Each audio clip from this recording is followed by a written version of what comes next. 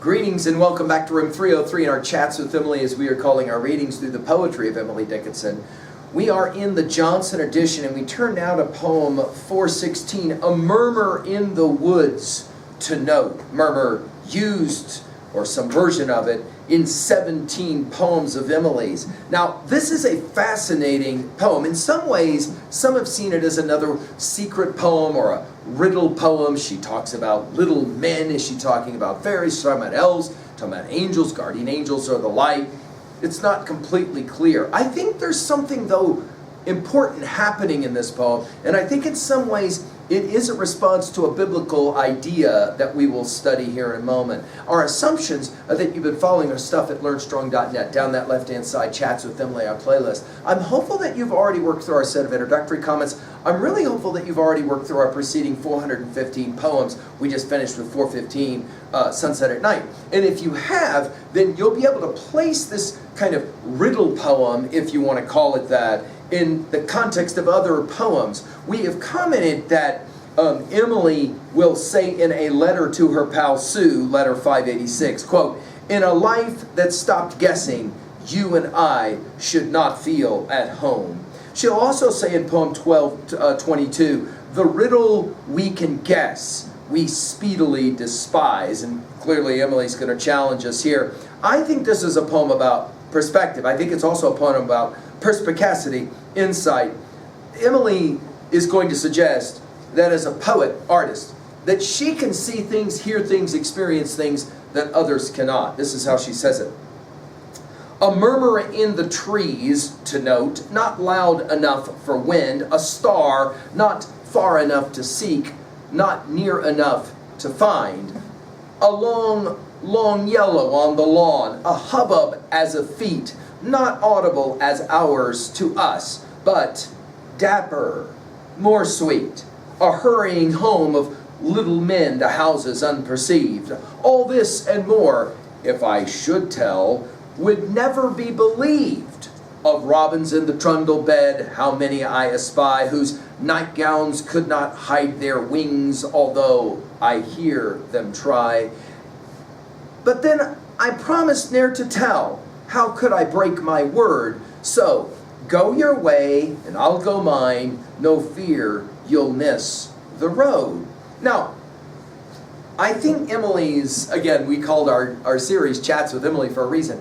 I think Emily is here chatting. I think she is having a conversation. I think she is making an observation. There are things I see. There are things I understand. There are things I experience. I know you're never going to get it. So you take your road, notice the last line, the last word, and I'll take mine. Okay? Notice she'll begin with a murmur. And I think it's important. I think it's a significant use of the word. It's not clear. It's a murmur. It is something soft-spoken in the trees.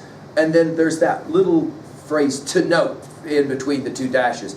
In other words, what's Emily really saying? I'm paying attention. I'm paying attention. You might not be paying attention, but I am paying attention. Notice it's not loud enough for wind, right? In other words, it can't actually be heard. A star, notice all the uses of the word not here. Not far enough to seek, nor near enough to find. Now, of course, this seek and find immediately takes us to the Matthew Sermon on the Mount. Seek and you shall find, knock and the door shall be opened unto you, ask and it will be answered. That idea that if you are a seeker, you will find what you are looking for. And then she'll use this phraseology, a long yellow. This repetition you will remember from our study of poem 280, where she played a similar kind of game. Do you remember this? Where she would say, I felt a funeral in my brain, and mourners to and fro kept treading this repetition till it seemed that sense was breaking through, and when they all were seated, a service like a drum kept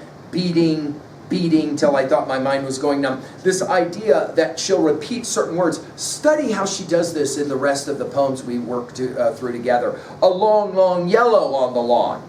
A hubbub as of feet. Now, hubbub is in many ways, I think, a giveaway line. Milton, of course, invented this word, hubbub, and he used it in Paradise Lost Book 2. We've given full lectures on all of Paradise Lost. You can run this to ground. It is interesting. It's a great word. Milton made it up. Hubbub. He's, of course, talking about the demons, right, in Paradise Lost 2.